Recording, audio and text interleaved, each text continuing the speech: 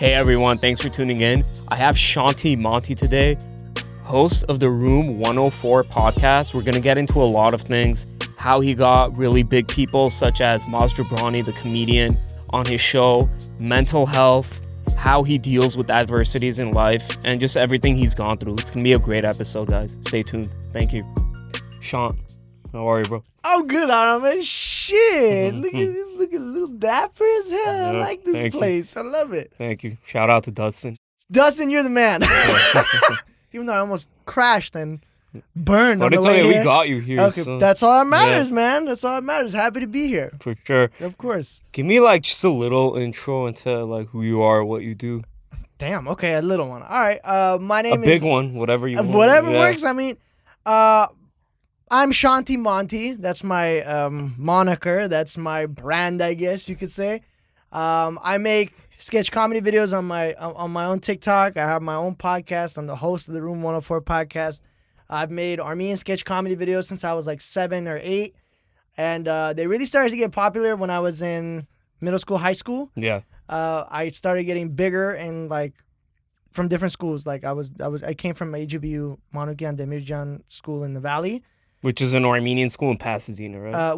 There's 2 of them. Right. Well, there used to be 2, but there's now only 1 left. But it's the one in Pasadena? There's one in Pasadena and there was one in Canoga Park. I came from the Canoga Park. Oh, okay, right. So, it started to get bigger in other Armenian schools as well, like Merdinyan, Ferayan, all those other places. And Pilibos, big time. Mm-hmm. And then it kind of died off for a little bit, went back. My original moniker was Persian Prodigy. Oh. it was really like out there, Farsi baladi, motherfucker, like type of content. And then it kind of died down. And then we kind of just got into more of the Armenian stuff. I was posting videos on Twitter. And my buddy Ryan Abrahamian, our buddy actually, you put him on the pod too. Shout out to Ryan, because he's the one Ryan, bro. Ryan is the one that actually introduced us. So thank you, Ryan. Yeah, thank you, Ryan. I love you. But yeah, Ryan kind of started making his own videos, putting them on Twitter. And I was like, you know what? Let me just go into the Twitter space. Let me try what I can do. Right, and then I made mine. And then the rest is history. And then I went on the Armenian Dating Show. And then, bless you. Just like that. Yeah. And then, went on the dating show. Started making my own podcast. And here we are. The Room 104 podcast. The Room 104 podcast. Yeah. Tell me about, because you've really, because I really like when I see people like grinding, because I know how hard it is, and I see it like it's just a really hard thing to do. It's a very hard business podcasting, but I see you really grinding. Like you're consistently putting out videos. Thank you. Tell me about how you got Jobrani, because that's like huge. Moz. First of all, I want to take the time to say like Moz is one of the, if not the, king of stand-up comedy as far as Middle Eastern. Excuse me. Dustin heard all of my vocal cords just fucking explode just now. Shit. But Jobrani is like the pinnacle of Middle Eastern, definitely Iranian stand-up comedy. I was fortunate and very lucky to have him on the show. Yeah. One of my neighbors, Dara, shout out to Dara. Dara was friends with the guy. Right. And Dara was a huge fan of my podcast. And one day I was coming down, and he looks at me and goes, I love you, buddy. You're my favorite. I said, thank you so much. He's like, do you want me to bring guests? I have a surprise for you. I'm like, what's the surprise? Now I'm scared shitless at this point, because it could be like anything. An older uncle type of thing? Yeah. Okay, He's like an older uncle type of thing. Now I'm scared at this point, because it could be anything. It could be Kavukubide or like a rock. Anything. It could be anything. It could be anything. So he said, I have a special guest for you. I said, for what? He's like, for the podcast. I have a special guest for you. I'm like, all right. I just listen. I'm like, okay. He's like, don't stress too much over it, Haji Jun. Just take care of what you need to take care of, and then we'll talk about it later. I was at work, and I work as a behavior therapist, so I'm bouncing between clients in and out. And I get a call, random number. Don't know who it is. I just fucking let it go, because I'm like, who the fuck is calling me at 2 in the afternoon? Fuck this shit. Was it like late at night? What time was it when they called? I knew you were at work. They called me in the afternoon. They called me late in the afternoon. Like right. 4 or 5. I'm like transitioning to another client. So I'm like already. Oh, right. I'm like, no, and you work long hours too. Yeah, so, I do. Yeah. So I was going to my client, and my dad calls me. My dad calls me and he goes, Maz tried calling you. Pick up the phone.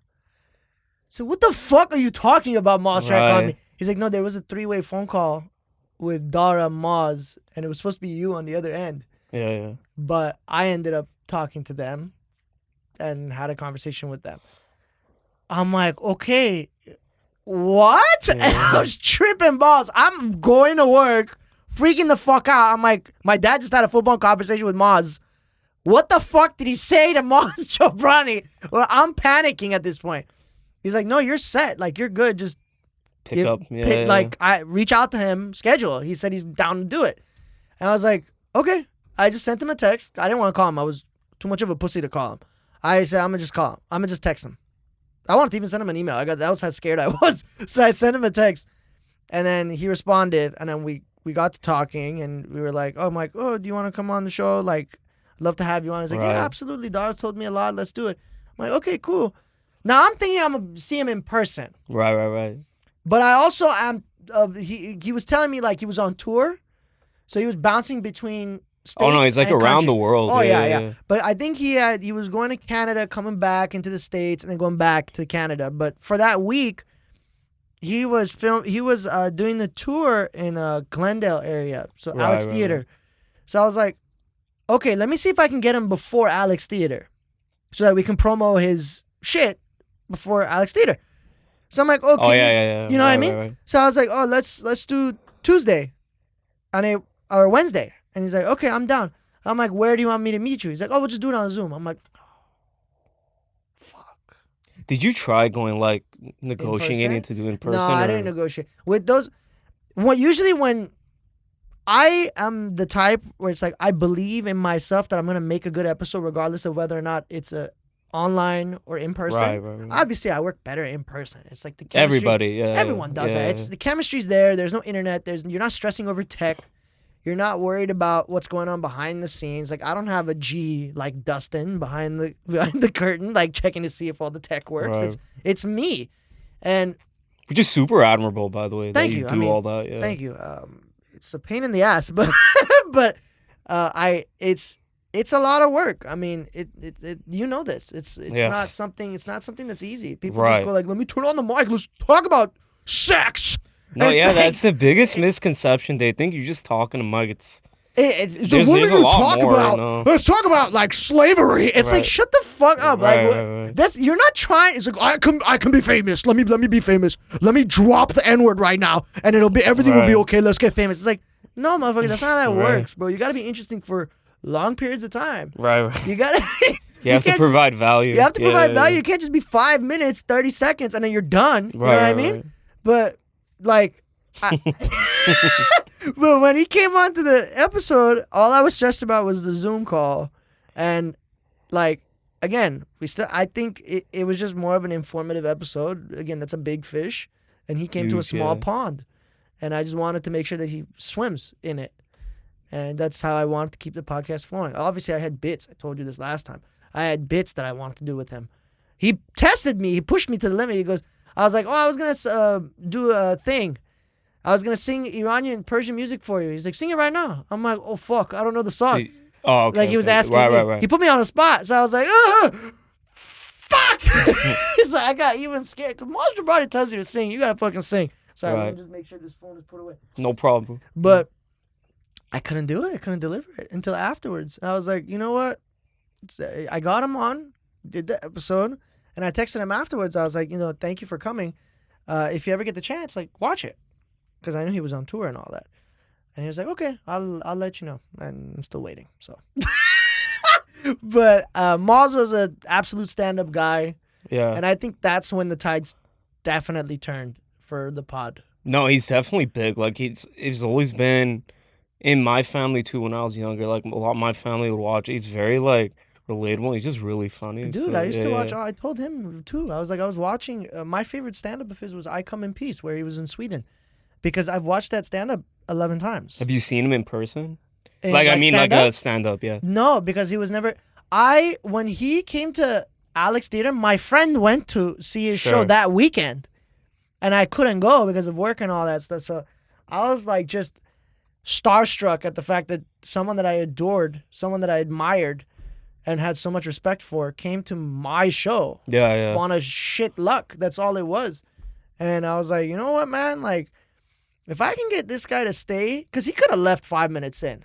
That's also one thing about podcasts, too. It's like, even though they tell you, hey, I'll be there for like an X amount of hours or X amount of minutes, they can just fucking say, fuck you, and I'm out. Right, yeah. But the fact that he stayed is, I was like, hey. He sounds he sounds very authentic. He's a very authentic guy. It was just, when you watch the episode, I don't know if you did, but whoever watches this episode and wants to go back and watch some of the stuff that I did, that Jobrani episode, I just wanted to find like common ground, put whoever it was on my platform, wanted to know more about him, but didn't get the chance to like see that side of him. I wanted him to come out. So that's why all my questions were more professional and couldn't do the bits. But that changed when Sebohania came to the building. Yeah. Oh yeah, you got another heavy hitter. Yeah, that was crazy. I got 2 heavy hitters. It wasn't back to back, but it was 3 Good Friends podcasts were also on.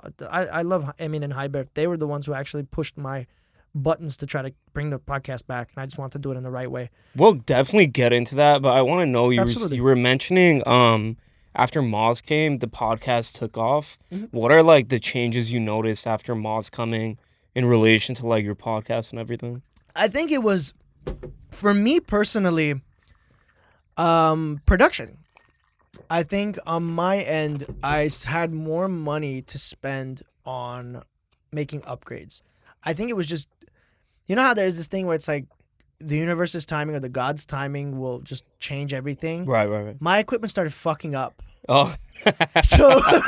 So my equipment started fucking up. My GoPros were fucking up. Yeah. My audio was kind of weird and wonky. And it was like my ideas started to come in all at once, and I couldn't find a way to just organize my thoughts correctly to a point where it was like I wanted 9 different things at once. Right.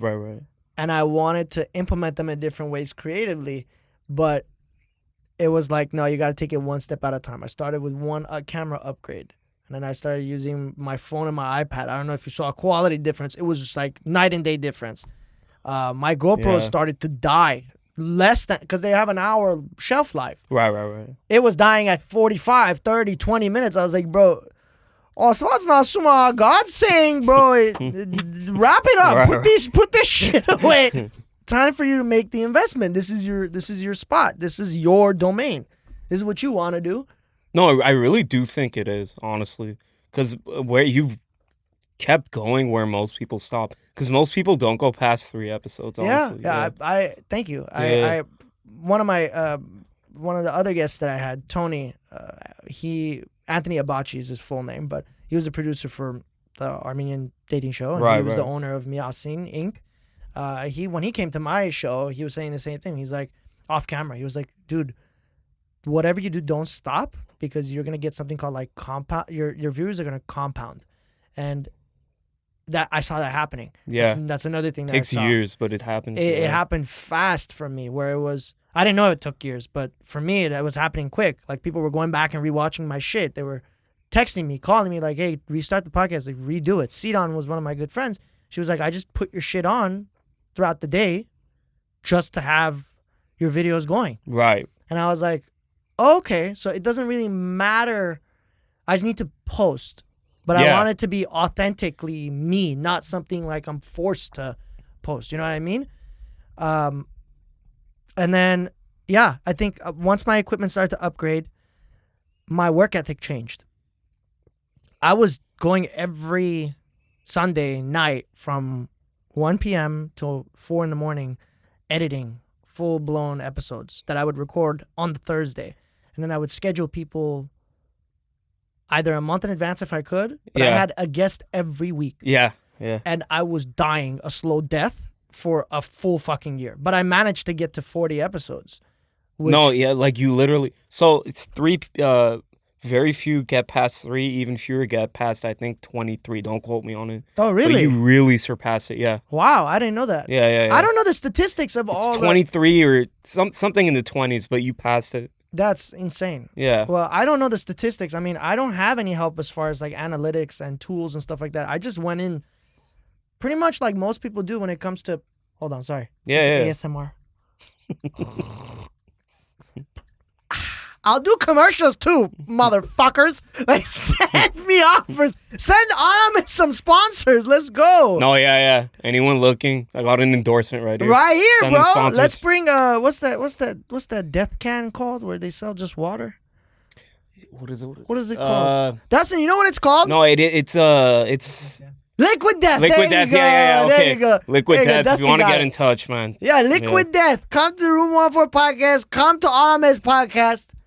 Come to both of ours. Come to both of ours. Yes. We got shit for you. Yeah. I'm not quitting anytime soon. Celsius, you too. Celsius for him, not for me. I'm kidding. I'll take you guys too. Do you want him or not? Celsius? Yeah, I mean, I don't care. Whatever. It could be milk. I don't care. I could be sponsored by Got Milk. I don't. Do they have a company? I don't know if that's Is it Nestle? I don't know. I haven't seen that in years, but I don't remember commercials. Dustin, do we still? What was the Got Milk commercial? Oh. Okay, we can get sponsored by the government. Fuck it. Government subsidies for the Room 104 podcast and Arameh's podcast? Fuck it, man. Tax dollars at work. Right. So, yeah. So, what were you... So, going back to what you were saying, because you were saying you had 40 episodes and then... Yeah, this is crazy. This is like ADHD in a person. Just fucking... I'm sorry. Oh, no, I have ADHD too. Don't worry about it. Oh, great. How are we still on topic then? This is crazy. Yeah, so I got to... Yeah, so my work ethic was different. So I had one episode a week, one guest per week, and I found myself, I was burning out. And I didn't have a job at the time. So Oh, okay. Yeah. I didn't have a job at the time. So I had the freedom and I had the time to come up with the ideas. And if guests... My biggest fucking shit was when guests would cancel on me last minute. Yeah. Oh my God. I've been there. I oh hate my that. fucking... Ooh, I want to drop kick my drywall. Like, I want to go through to the neighbor's house and kick them in the fucking face because I get so pissed. Because one thing's, they're like, I hate the ones that go, let me be on your show. Yeah. And then they cancel on you. Are you fucking kidding me? I didn't even think about you, Yeah. G. And then you go, oh yeah, I could make it. Let's can we do something else? I'm going to shoot myself. Like, what do you say when they say, like, I can't, what is there for me to say? I say, yeah, sure.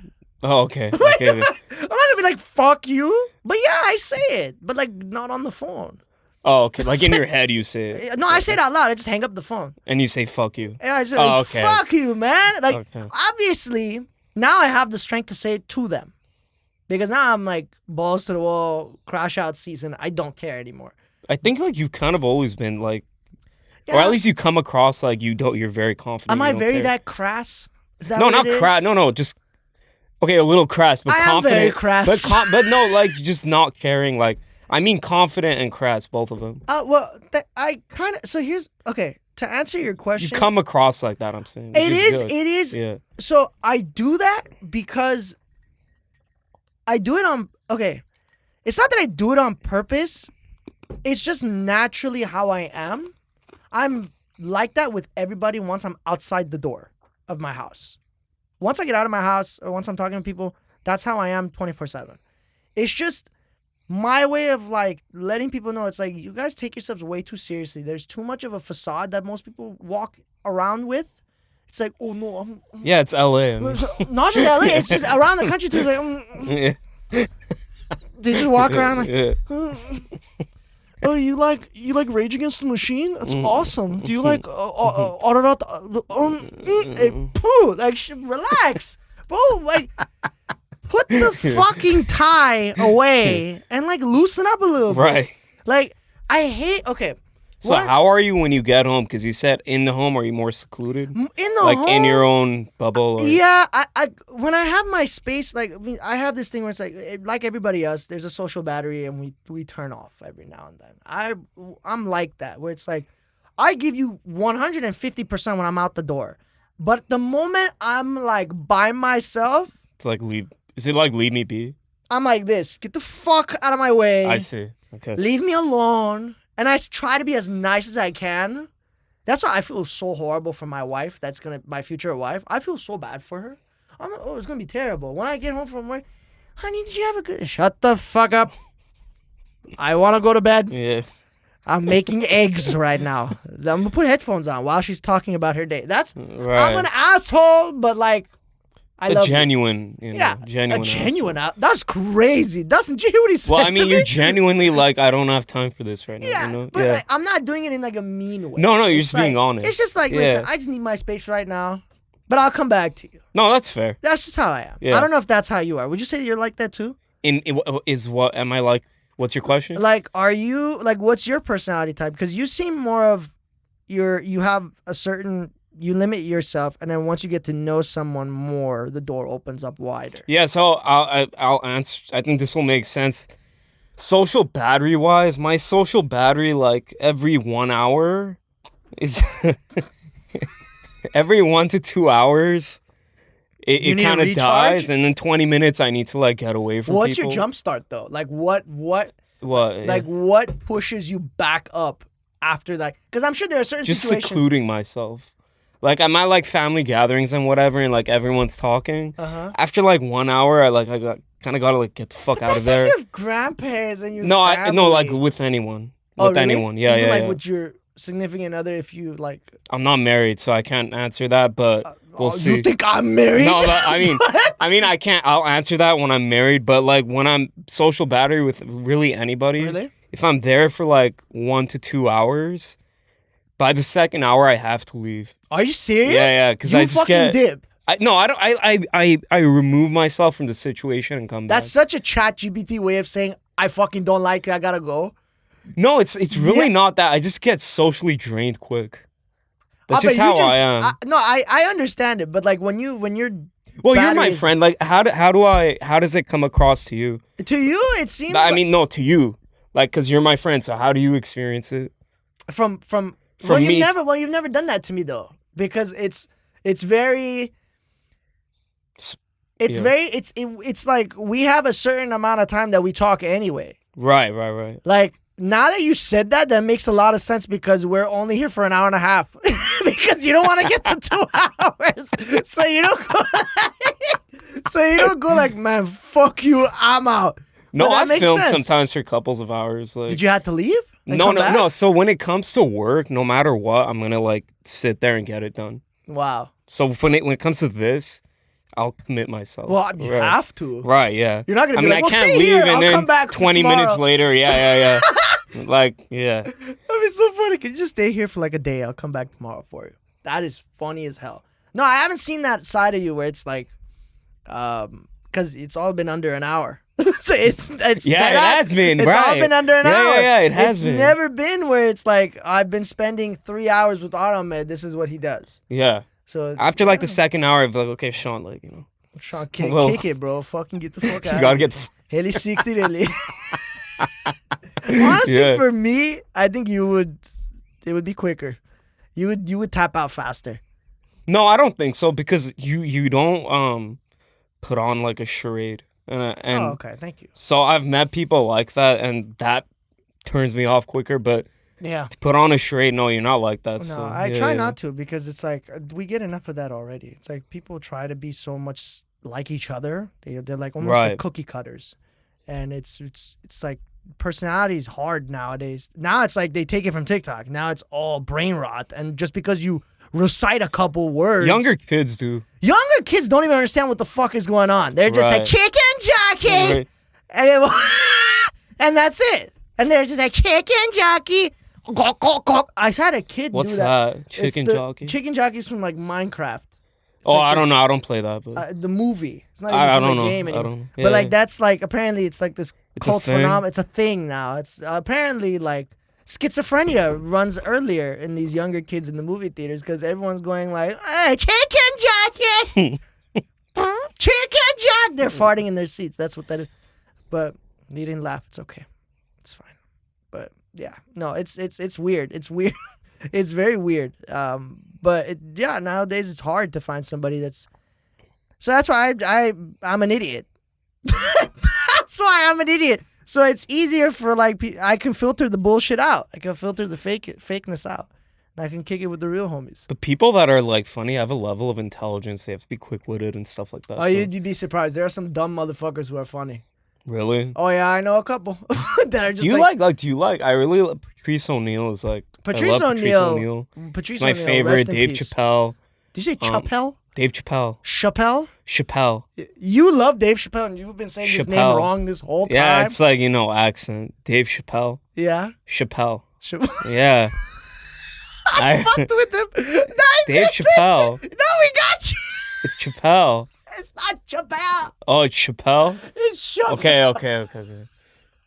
Dave, I hope I see you one day and you correct me. I hope so too. Those are like Dave Chapelle. No. I'm trying to say it. No. Patrice O'Neal, Dave Chappelle, Jobrani, those are my favorites. Really? Those are your top three? Damn, it got hot in here real quick. Yeah. Okay. So those are would you say what's your Mount Rushmore though of comedians? You just need to add one more. Yeah. Not Bill Burr. Not really? Him. No, not him. No. It used to be. What's his name? I like Eddie Griffin. Eddie Griffin, that's a good one. I like him. That's a good one. Yeah. Not too many people mention him in the. You could tell him I said it. I like that set. Yeah. He's good. Yeah. I like Eddie Griffin. I grew up on him too. Yeah. There was one set he had. He was wearing a blue leather suit. It was. I think it might have been his first couple, where it was like his earlier on. But yeah, that's a good list. Do you like Bob Saget? No. You don't like him? No. I haven't heard his comedy. I haven't heard it, but you don't like it? I don't know. It seemed very like. I mean, rest in peace. Rest in peace. Yeah. We're gonna shit on his comedy anyway. Rest in peace, but. Not me. No, just me. I'll take the hate. Right. But he's. I don't know. I feel like it's very polished, middle class humor. I don't know because I haven't really looked into his humor. And I could be wrong, but that's the. I saw one special with Bob Saget, Patrice O'Neal. It was a couple of comedians, and Patrice O'Neal was just so smart. I loved Patrice. And then Bob Saget was like, "Whoa!" Like he would get like, but yeah. No, Patrice is one of those. I love comedians that will push the grain, that will go against the grain. And Patrice O'Neal was that, and he did it in a way where it was intellectual, and he really made you think in a different way. And that's why I liked his style of comedy. So that's why I respect your position for putting him in your Mount Rushmore. He was funny, especially relationships. He was very funny about it. Yeah. Honestly, I think workplace harassing. Honestly, if he was alive, there's no doubt he would be top 2 and not 2. Yeah, he was 42 when he died. He was young. He was young. Yeah, he was a young guy. If especially in the age of social media, because he didn't really get too much of it. It was more towards like that wasn't really his time. Yeah. So if he was in social media, oh my God, he would have sold. Yeah, he would have crushed massive stadiums. Right, He would have been wild. And rest in peace. But I respect your position. Yeah. So a little bit into you work in mental health, correct? Yeah, I work as a behavior therapist. What is it that got you into that? It was an accident, actually. Behavior therapy, ABA, applied behavior analysis, is kind of like the school of thought. Not school of thought, but like it's more of like the general field of a specific specialization within psychology that focuses on the environment and how we manipulate circumstances regarding that, like with regards to the environment. So one of the number one things that is history lesson number one, if you want to know about ABA, is the ABCs of behavior. Antecedent, what comes before the behavior occurs. B, the actual behavior, right? And then C is the consequence. Consequence meaning what happens after that behavior is performed. Yeah, basically. That's the golden 3 rules to actually seem like you know what the fuck you're talking about when it comes to ABA. So now you've learned something. So if someone comes in and goes, oh, like have you heard of behavior therapy? Well, yeah, I know the ABCs of therapy. They're going to trip the fuck out because you actually know something about it. And hopefully your viewers too.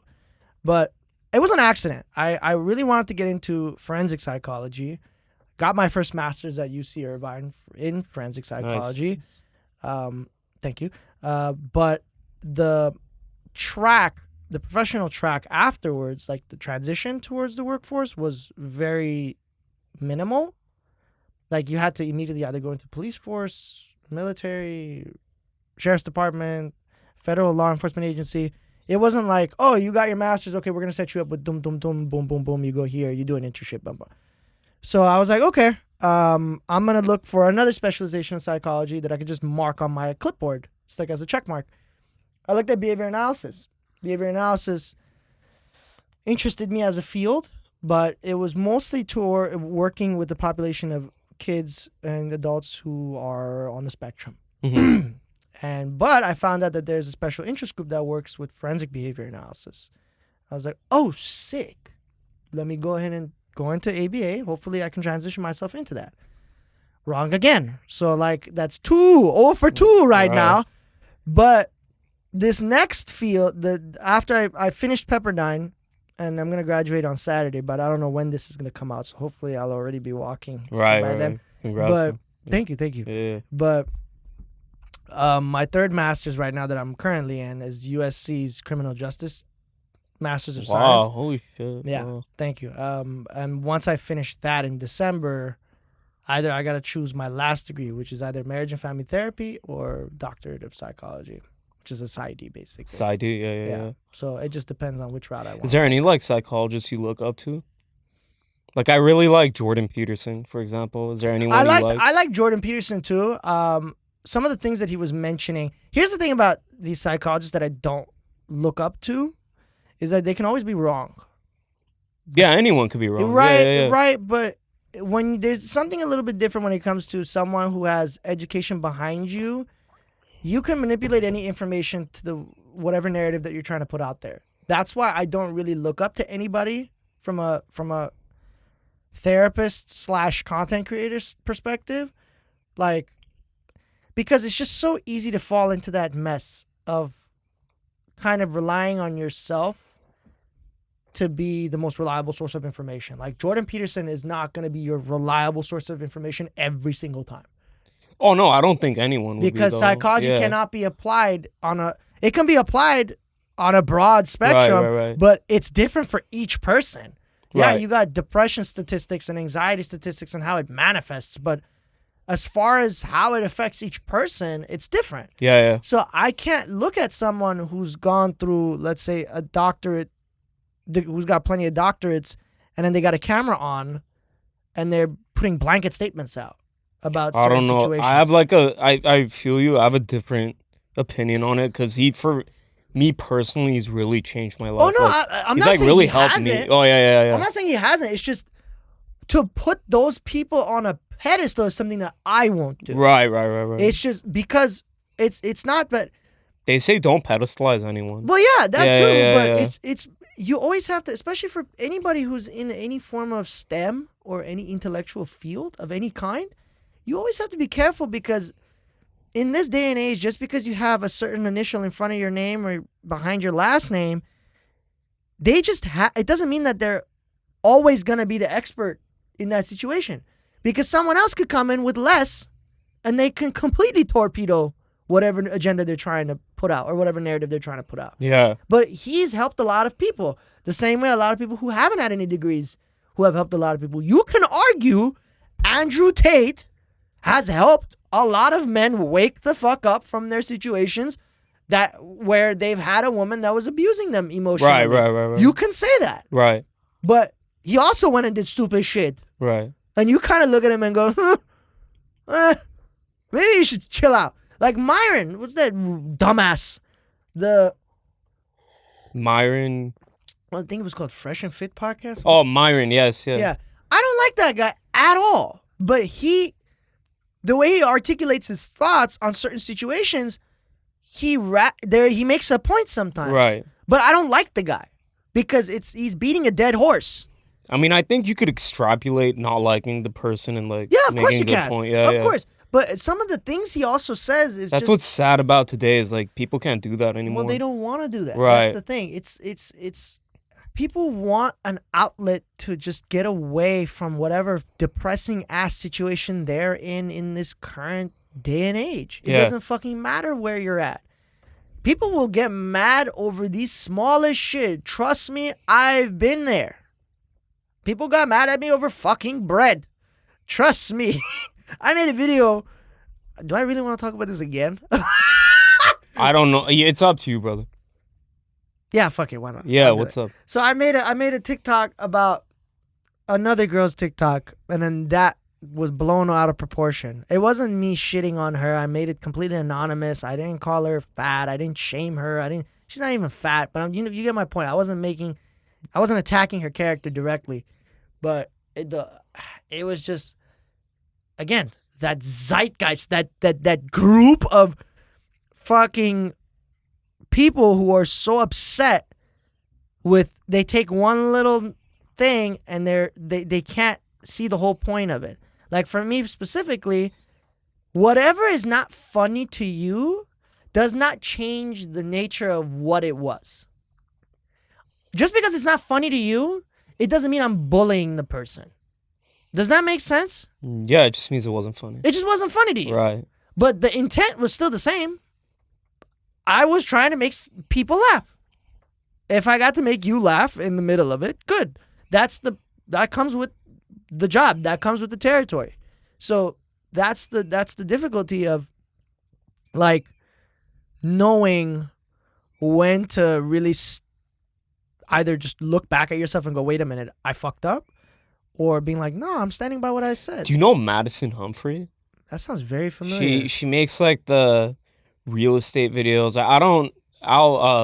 You'll show me afterwards? Yeah, I'll show you. But Madison Humphrey, like, I watched the videos of her today where there was someone asking her, like, she made a response video to a comment. They're like, how do you get the creator's permission? Like, you're doing satire of another creator. And she's like, I asked them if it's okay with them.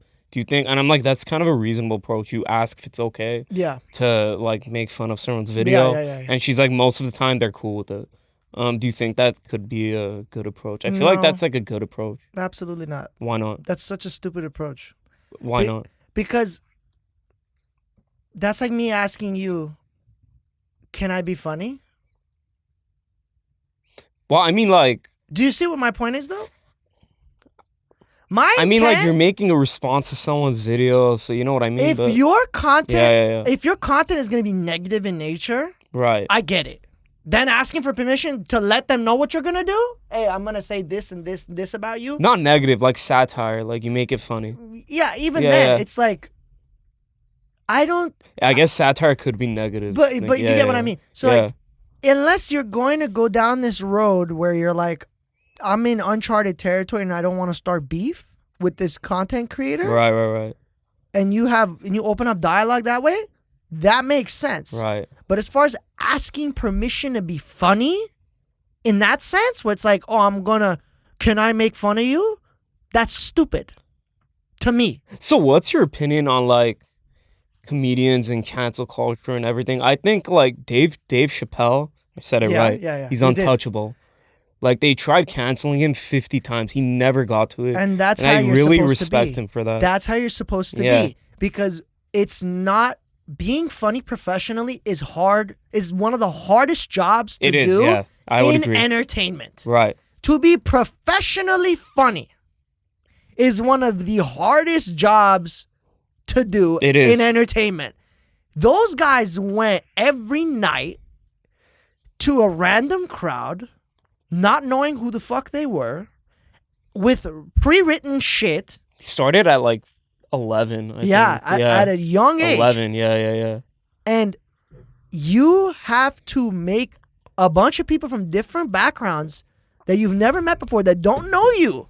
You have to make them laugh for 20 minutes straight. When he was 11, the first time he went up, everyone was booing him. And he's like, what? Exactly. What adults like... Exactly. Rant on a child, like, but that's what I'm their saying. yeah. But you get... Right. Like singing, it's like, oh, you're born with the talent. like, okay, cool. No, that's not true. No, I have friends that are in the music business. They really work hard. I'm not saying they don't work hard. But you have to develop it too. Of It's course. not just you're born with it. It's like sharpening the pencil. It makes sense. Right. But with the singing, again, you have how do I put it? You don't have as much of an emotional backlash from singing as you do stand-up. Oh, people are not gonna get that pissed at you if you can't sing. Right. People are gonna get pissed at you if you can't make them laugh and you're standing there when they paid $15 for the show. That's how ridiculous the stand-up. You say one word, they'll get triggered and they'll get pissed off at you. You can sing about anything; they will never get triggered at you. Have you ever considered doing stand-up? Yeah, a bunch of times. But the thing with mine is, with stand-up is, for me, my biggest challenge and the reason why I haven't gotten into stand-up is because I feel like I don't have enough life experience. Dave Chapelle was 11. I know, but again, there are certain people that just have that mental.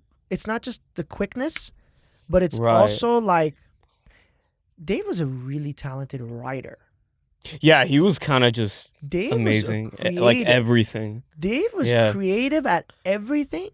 And like acting, his brain looked at certain social situations and made it funny. And serious stuff too, he'd make it funny. Exactly. Like, he's so good. Because of how he says the story and how he makes something. It's just how he talks. Yeah, he's super smart. Yeah. I don't think, and this is just like me just looking at myself, looking at the mirror perspective, I can make people laugh. I can push the envelope and go against the grain. It's just I don't feel right now in my current state, I don't feel like I have enough to go out and do. Do you think like 5 years from now, or maybe is there even less? Like 3 years? Maybe around 3 years. 3 years. It's just one day. 3 years later, I have to interview again with your stand-up. Probably. Special. Yeah. I might have already done it. Like at that point. Okay. You know what I mean? Like what I'm saying is, it's really just.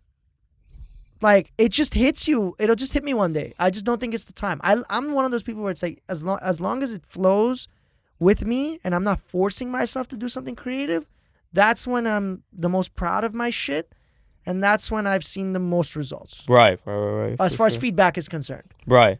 Because the feedback's important to take it in and kind of just change figure it up. out See what what you're people doing. like. Yeah. And it's like, oh, if they like, I made a bullshit sketch in the beginning of one of my podcast episodes where I was commenting on the Shah of Iran's wedding. Yeah. That was bullshit. I didn't plan it. It was just whatever in that 15-minute span. People fucking liked it. Yeah.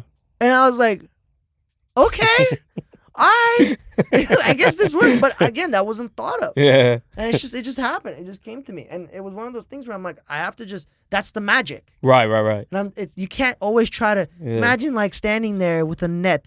No, not everything could be premeditated. You can't. No, yeah. You can't. You just have to let some things flow through. There's some podcasts I like really think every single detail out, but then some I don't do that. So, yeah. I've been very fortunate to have people on the podcast. I've been very good at selecting people on the pod where I don't have to do too much thinking, but I can still direct the direction of the show. I can steer it. But I rely on my guests' like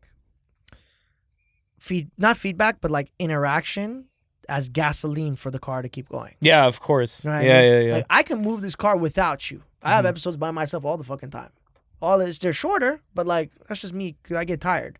But you can always come in with premeditated stuff. It's just you kind of just with me personally. I'm like, ugh, I need something new. It works sometimes for me because like there's times where I have to do really deep research and it really pays off. But there's other times where it's kind of like a feeling thing. Yeah, I'm like it's better not to do it this way. I go sometimes based off like how I'm feeling to gut instinct. Yeah, exactly. I follow my gut all the time. Yeah, following my gut really doesn't pay off every single time, but most of the time for me it pays off. So especially in this space. Yeah, with creative things. Ooh, in this space, you gotta go with your gut feeling. Mm-hmm. Dustin, you there? I want to ask him. Actually, Why are you bothering Dustin? I'm not trying to bother you. But I know you got some stuff going on. He's busy. But I have a question for you. Are you more of a guy that like thinks everything out, or do you follow your gut instinct when it comes to stuff creatively? Boy, it's always been probably more with my gut. Oh, there we go. Yeah, Okay, there we go. Yeah. All three of us. All three of us, because it's a thing. Thank you, Dustin. Appreciate you. But yeah, it's more of like then we're doing something right. And I'm trying to find it like a little bit. You've done it for much longer. I've never really. I don't consider myself like creative per se. I've like started going to more creative fields past 2 years. So I'm like trying to find it more. So it's digging, but it's interesting. I've had the podcast since 22. So I haven't even had that much experience in the field. But you have with creativity, with all the skits you were making. Okay, yeah. That's that makes. That wasn't really my avenue. I didn't do like skits or. What were you doing before? My question is like, why this all of a sudden? Why the podcast? Why did I want to do the podcast? Yeah. Oh, so you're interviewing me? No, it's back and forth. You brought a host. No. Well, okay, so I've always been inspired by stories, and I've always liked storytelling, and I think I have like good communication skills. Yeah. I would say that too. Yeah, thank you. I would say that too. Thank you. And I wanted to really, my network of people that I knew was starting to expand, and I wanted to find an outlet for it. Something to capitalize on, find an outlet, and I thought, let me try it, and I'm very thankful for it. Yeah, it's working. You keep posting your statistics on your story, then it's like I'm like, yeah, Arameh's got it. He's going up. He's going up. Thank you, bro. Yeah. So I learned from the best. So I don't post my statistics out there like crazy. Honestly, my dad is the stats guy. He always tells me, you went up for 500. I'm like, oh shit, okay, cool. Like people are the ones who always let me know that shit's going viral. I don't. You're not like mathematically minded. I'm not either. Like I'm not a math guy. I'm not a math guy. Yeah. I'm not even an analytics guy when it comes to my own shit. Analytics I like, but I'm not an analytics guy. I honestly, you don't focus on it too much. I wish I had a team that can focus on the distribution of my content more, because it just takes me out of my game. For sure. Oh, it takes me out of my game. When I see the zeros, and then it's just like damn, and then someone will come up zeros? to me, like if like a like doesn't happen, or like a certain comment doesn't happen. Yes. When I see a zero, it bothers me, and then I'm like, whatever, it's fine. It's like I do my best. I don't want to suck my own dick 24/7. You know what I mean? It's like, but I appreciate anyone, because the thing is, most people watch my shit, but they don't subscribe, and they don't like favorite it as much, and they don't. Yeah, YouTube in general, like YouTube is it's a different platform. I get it, but that's why anytime I do see a like, and I do see a comment, and I do see a favorite, I appreciate the fuck out of whoever the fuck went and liked and commented and subscribed. All of them. It means the world to me when someone likes it or like comments or DM, like makes my day. I've never told anyone to post shit onto their story, or I've never messaged anyone separately to be. I wanted it to completely be authentic on its own. Content creators, as far as who comes to my show, that's different. Right. Because I'm like, you're in it, play your part, post it around. Some people have their personal rules. I got no problem with that. I respect it. I'm like, okay, cool. No problem. And then they go, okay, all I can do is share it onto my story. You can't force them. You go, okay. Right. All right, do what you got to do. I want to get a little bit into, because I know last time we spoke also on Instagram Live, and Absolutely. It was really... You wanted more. I actually wanted a lot more out of that conversation. If I hadn't gone to work, we would have probably done more. I wanted more for what? Like to continue, like just to have more time. I don't know if you felt the same way. I know I did. Yeah. No, definitely. Yeah, we did it for like almost an hour and a half. Yeah. It did not feel like it was an hour and a half. Yeah, no, it was long. It really didn't feel like that at the all. time flew by, but when I posted it, it was I was afraid it was gonna end, because I looked up, I don't know if this is right, so don't quote me on anything, but I thought lives can't go more than an hour, but I guess that was not true, because it did go over an hour. I think so. I didn't want it to cut in the middle of. No, the reality is you didn't want to hit the 2-hour mark. It was getting. close. Yeah, that was yeah. It was getting close, and you were in the hot sun all day, and you're like, Sean, you better wrap this up. So a little bit like when we were talking about mental health. Oh yeah, I'm sorry I completely derailed you off the subject, but go ahead. No. That's we yin and yang. You That's derail, true. I put it. Yeah, it works. It works. Yeah. Go ahead. So we talked a little bit about mental health, and then there was something you told me that really stuck with me, because I was telling you how I find motivation, and then you're like, yeah, okay, that's fine, but you can't do that forever. And I thought it was interesting. I want to get into it a little bit. Yeah, let's do it. So, yeah. No big deal. Just tell the world, you know. But no, I mean, like, okay. So, what do you want me to get into specifically? No. I'm just playing. No, Oh, okay, yeah. No, I mean, like for example, I remember I was telling you, I was what was I saying? Give me a second. I wish I knew what you were saying. Give me a second. I'll give you 2. Yeah. So, for example, when I'm trying to set a goal and achieve something, and it's, you know, goals are hard. Any type of goals you have, they're difficult to achieve. I look at just whatever bad things happened, especially in my like very early childhood, Right. and I compare it to that, and I'm like, okay, whatever it is that is really difficult that I want to achieve does not compare at all to whatever happened to like the 4-year-old, 3-year-old me, 2-year-old me, 5-year-old me. So therefore I could keep going. Right. Because this is like, it's a parameter that I have to compare it to. And then what you said was super interesting. You're like, yeah, that's fine to think that for some time, but that'll like... It'll kill you.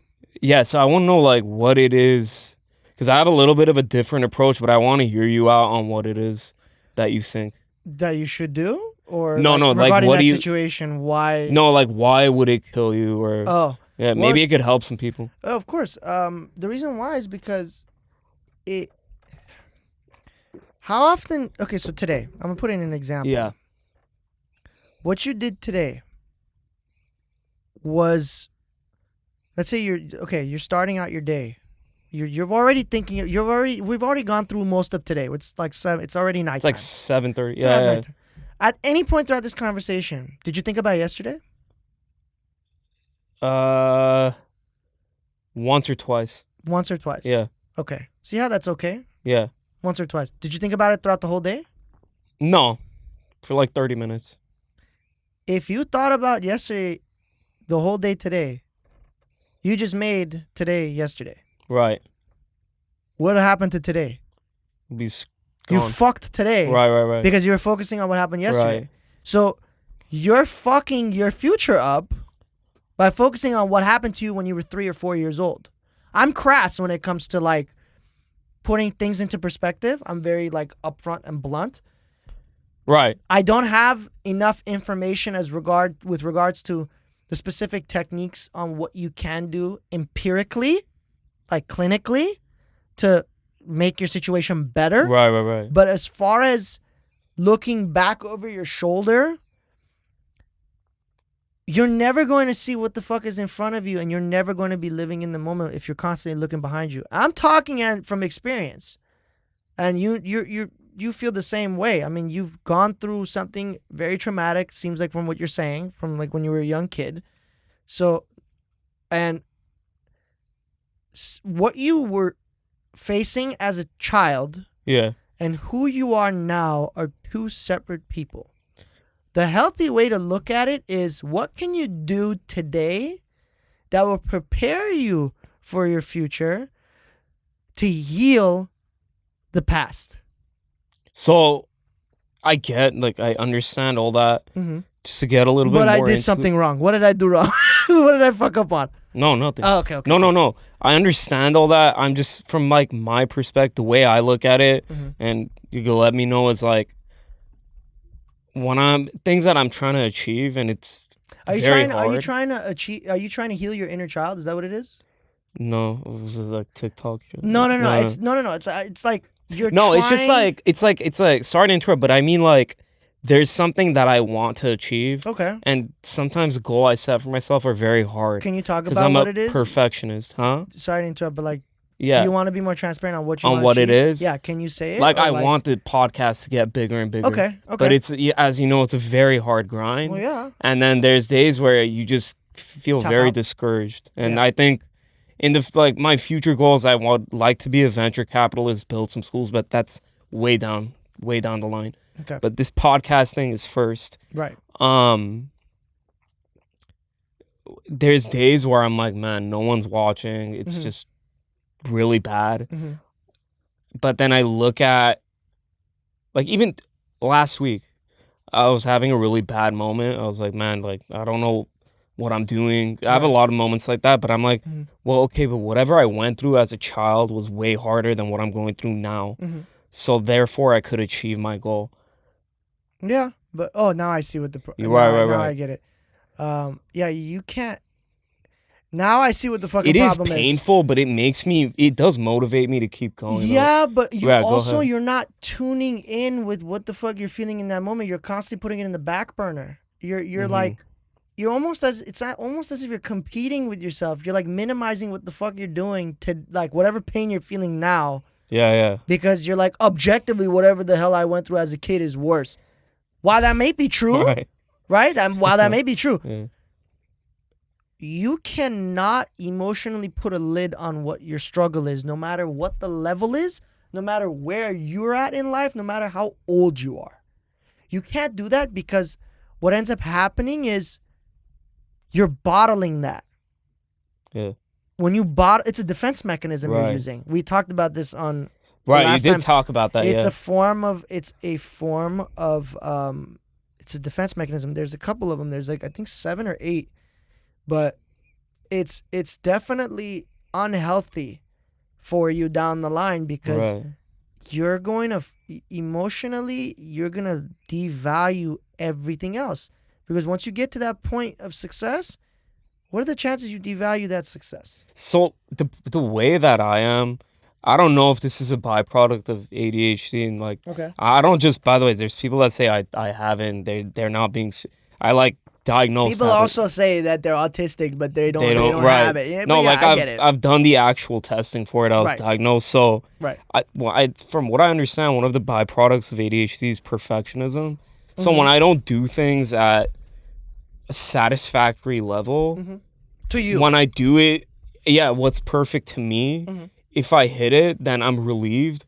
But if I do anything even lower than that, I feel like I'm like worthless. What's the time frame between like you being successful and you liking what you did, and then you feeling like, okay, well, this is done? It's always kind of empty. It's different each time. When I hit a really big goal, I feel it in the moment and it leaves. That's and the it's problem. Like, that's another thing. So like you need to really sit with your wins and embrace that, because it seems like I really downplay it because I'm like, there's people everything. Because I'm like, there's people right now saving lives, and like, you know what I mean? But I think it's important to have that. It's like, it's like my job is hard. It's like, no, we're on a mic, we're talking.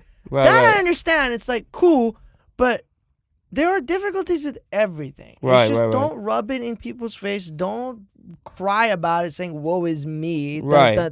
It's like it's obvious you're putting the work in, so you're not cheating yourself. You're not cheating anything. You're not cheating the process. It's just your problem is you just devalue everything. You devalue the spot. You want this, according to your words, you want this unachievable goal. But whatever you achieve, that's a big milestone, you devalue. So what are the chances of you getting to that unachievable goal and you devalue that? Then where are you? You're empty. Right. You get what I'm saying? Yeah. You become hollow. So this is something that I struggle with too, where it's like my master's degrees, that's a win that I can say. Those are wins. Yeah. See, like you said, that's a big win. To me, in my head, I'm like, oh, whatever. But I have to really sit with it and go like, no, there are kids who can't even go through community college. There are people who hate school. There's people who want to go to school and they don't have the luxury to go to school. I was lucky enough to go to 4, but I can't devalue it. So I'm working on the same thing you're working on. Yeah. It's just practice makes perfect. We have to just sit with ourselves. We have to give give ourselves a time and space to appreciate the moment, take that W, take that L, and just be like, yo, process it wherever you need to process it, however you need to process it, and then move on to your next objective. The one thing that, like, I don't like to credit unhealthy. myself with much, but I feel like I could take suffering in large quantities That's very what happens frequently. to people who've been exposed to trauma. But at a see, young so age. here's the thing. It really Or paid off to adversity. me, like, paid off with me as an adult. Yeah, me too. Yeah. I agree. Yeah. I agree. Yeah. And that's that resilience that comes with people who have been exposed to adversity at such a young age. Right. I know people who've had families and their parents got divorced at a young age. They're the strongest people that I know. Yeah. But they're also the most emotionally triggered. Because one small thing and it could be completely random. And that's the thing. Sometimes when you hold those emotions in for so long, the cork gets loose as time goes on. Right. All it takes is just one day. A gust of wind can even pop that cork out and everything comes out. Right. So Yeah. it's that when you hold yourself strong for so long, you start to get tired towards the end. And most people don't know how to bounce back. So they go into substance abuse, they go into other vices, they lean to sex, they lean to, you can even say crime, just as like a thrill seeker, like whatever the case may be. Right. It's some people have an itch just to get away. Mm-hmm. And some people, it's very dangerous, and it could be self-harm. It could be anything. It's just one of those things where you have to just sit with yourself and process everything. It's going to take time. That's what I told you too. So it's going to take time for you. Maybe you need someone to talk to. Maybe you need someone that's going to... Do you think it could manifest not like crimes or sex or whatever, but yeah, you achieving more? through trauma? Yeah. I think it can Trauma help is a motivate. great thing. It's a that good motivator. Yeah. But I would say a better motivator is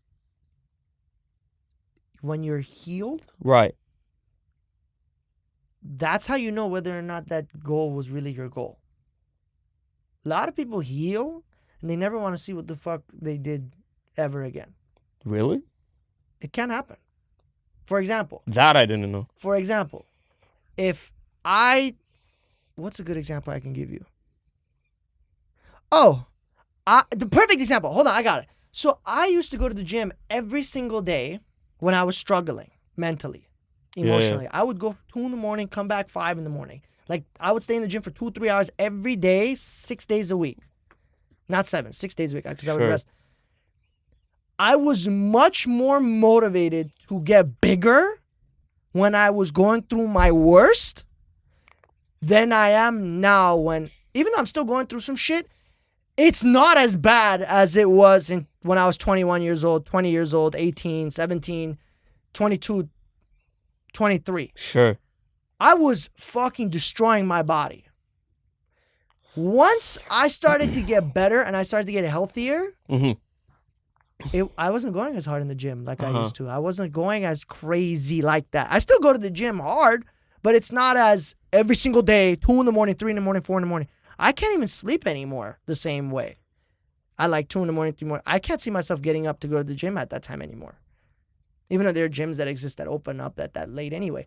But Does I that really- past self hurt you? Or are you proud of that? I'm not hurt by anything I've done in the past. Right. I'm really not.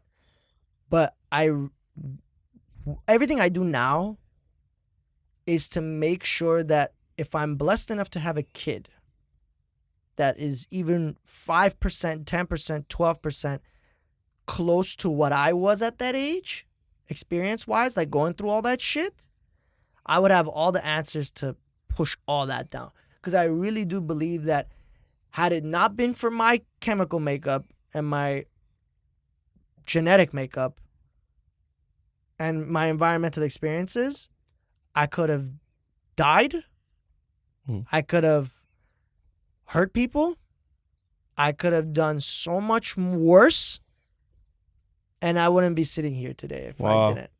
And that's not me trying to like pat myself on the back. No, I'm not trying to. This is just like to show people, whoever at home is watching, whoever's listening, I bleed the same, I sweat the same, I eat the same.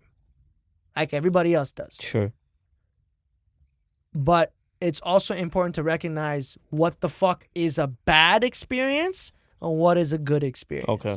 Yeah. So what I was going through when I was 21 to 24, well, actually, fuck that, 5 years old to 24, and what I was doing to get over it was not healthy.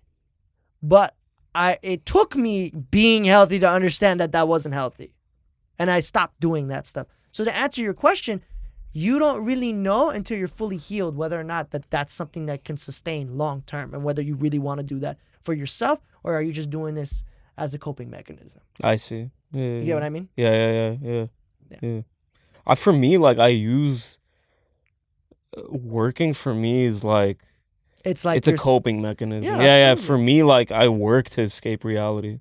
I sleep to sleep. I sleep to escape. Yeah, sleeping, working, and sleep. Sleeping. Work, because like when I'm working, my mind is not on like whatever happened or who said what or this or that, whatever bullshit there is. Like, yeah, me too. I'm It's just happened working. to me too. Yeah, when I was working for another company, when I was nonstop working from like 9 a.m. to 10 p.m., I didn't have time to think about emotions. I was just working because other people mattered more to me than my own emotions did. Right. But some good things did come out of that though, for me at least. Me too. I'm not like saying it really put me in a much deeper, It brought you here. Yeah. And like it allows you to sink deeper into your manhood. Mm-hmm. That's what I would say. It's not just walking around. Like, I think the one thing about masculinity is it's not just about walking around and saying like, "Oh, could fuck you up." No. I mean, like, you sit deeper and like you start. You really understand your limits as a man. Of course, you and start to know yourself. It really pushes you very far. Like something like I mentioned, Jordan Peterson, Alex Hormozi, and Jordan Peterson, someone I really take from. It's like you push yourself to the absolute extreme, and then maybe that you shouldn't be doing that too often. But I really push myself to the absolute extreme, then die out a little bit. Then I keep pushing and I see how far I can test my limits. So. But at one point, are you gonna go too far where the band snaps? Wait, snaps? Yeah. That's a good point. That's a good point. That's the thing with that's most a good of these, point. Yeah. You get what I mean? So that's the thing where it goes back. That's why I feel like I need friends like you to like balance me out a little bit. Well, but yeah, I mean, like, I'm not someone. Okay, like I call myself the budget therapist because friends have called me the budget therapist. I'm not someone who's licensed clinically. I'm not someone who's board certified. Yeah. I'm just someone who's like going to give you the check. I'm not going to shy away from.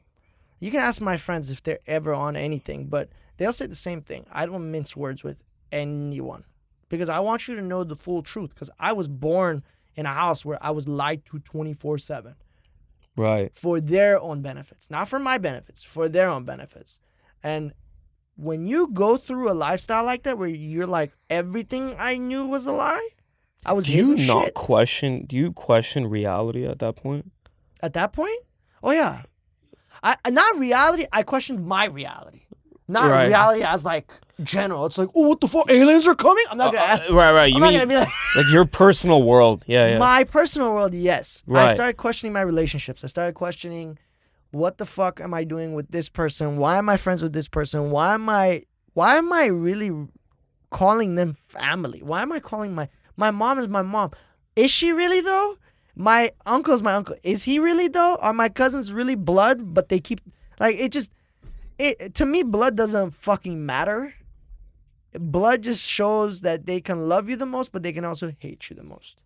There's no in between. It's just two extremes, and if again, it's a test of durability. It's a test of, I would say, just hard work. You just have to be determined in making sure that you are keeping yourself grounded. And you're taking care of yourself. At that point, you have to be selfish and just be like, listen, I got to put everybody else aside. Just me. Not in the sense of like, I'm going to go and fuck someone else's day up to satisfy myself. Best thing to do, just take what you like, focus on that. You want to learn a skill? Put time into learning that skill. Give yourself time. I would say that's the number one thing that you should do, especially when you're healing. For sure. In any scenario. Personality type, I think type A, type B, Yeah. Yeah, what would you consider yourself? Probably an A. Which one's the one that's more responsible and more like... I think type A is like the... There's only two, right? There's type A and type B. A, type B. Yeah, I'm like, I'm so There's dumb. only two, right? Yeah. See, like, that's what I mean. The perfectionist, like, I feel so stupid for saying C on camera. No, and like, I'm like, someone's gonna look at it and be like, you're a fucking idiot. No. That's it. No, like, you shouldn't be. But for me, I don't go off type A, type B type personality because it depends on the social context that you're in. Everyone has certain personality spectrum, so you're going to have different people that's going to bring out a side of you different, like a different side of you. Same thing with like a professional space. You're not going to go in like, what's up, my G? Give me this job real quick. No, you come in kick and you out. Yeah. It's like, that's the good thing about mold it a little bit. It's we're different colors on the inside. It's you got so much moods. You have so many different personalities, and you have so many different coping mechanisms. You have so many different thought processes regarding different situations, and it just... Robert Greene says something that's interesting that I'm like, yeah, he's kind of right on that. He was getting tired of like these like feel good authors saying don't put on a mask, like be yourself. But he's like, no, you kind of have to put on a mask regarding the situation you're in. Regarding the situation. Talk to your wife, it's different. Talk to your boss, it's different. Right. Yeah. Try to be yourself in the fucking military. You'll get your ass beat, bro. It's like, yo, can you go private? I need you to run fucking 10 laps right now. Right. But I don't feel like it. You're getting your ass beat, bro. Right. They'll shove a missile up your ass. Like, that's not they kick you out. They kick, yeah. Bro. It's like not a lot. Yeah, it doesn't take that much to kick you out. But certain things, it just depends, man. I don't know, man. I feel like we're in a space where we're allowed to be creative. We're allowed to be ourselves. And some people are just not going to like it. Right. But you shouldn't beat yourself over it because we might not always have someone that's in our corner that's going to understand what we go through. Like, yeah. And I've been canceled plenty of times, so I know what it's like. But it can get exhausting, especially when people try to paint you into something that you're not just because of one video. And it's just, or like 2 or 3. Yeah. Well, sorry about that. You just got to let that go. Yeah. You just got to be like, listen, they showed their true colors. You just picked your side, so you better stay on that side. That's my rule. You can't switch up on me after you know who I really am. You can't switch. You got to stay on that side now. So they can't come back. They can try, but I'm not going to receive them the same way. Oh, okay. Fuck no. No, I mean, like, as a fan, they can't, like, I like your content. Or they can't. They're going to do it anyway. Right. I can't set parameters. They're going to do it. But I'm not going to give you 110%.